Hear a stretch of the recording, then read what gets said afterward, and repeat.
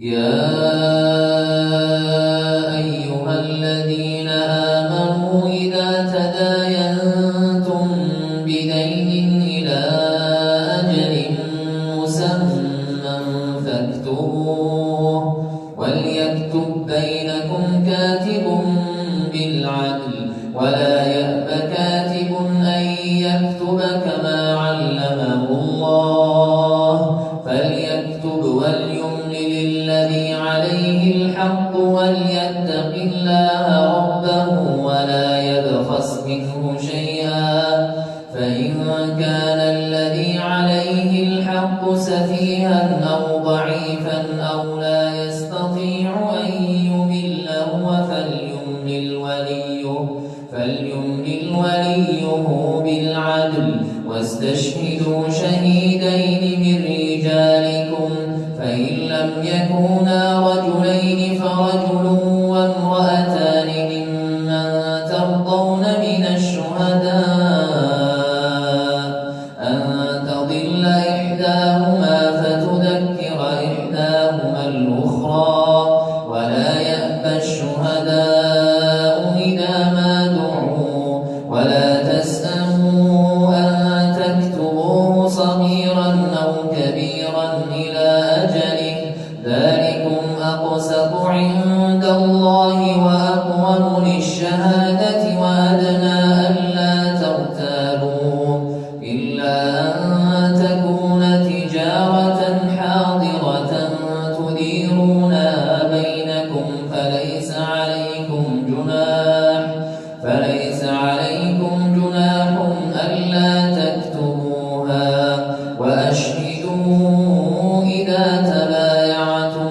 ولا يضار كاتب ولا شهيد وإن تفعلوا فإنه فسوق بكم واتقوا الله ويعلمكم الله والله بكل شيء عليم وإن كنتم على سفر ولم تجدوا كاتبا فرهان مقبوضة فإن أمن بعضكم بعضا فليؤدي الذي اؤتمن أمانته وليتق الله ربه ولا تكتموا الشهادة ومن يكتمها فإنه آثم قلبه والله بما تعملون عليم لله ما في السماوات وما في الأرض وإن تبدوا ما في أنفسكم أو تخفوه يحاسبكم به الله فيغفر لمن يشاء ويعذب من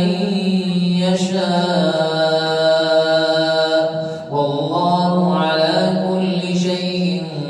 قدير آمن الرسول بما أنزل إليه من ربه والمؤمنون كل آمن بالله وملائكته وكتبه ورسله لا نفرق بين أحد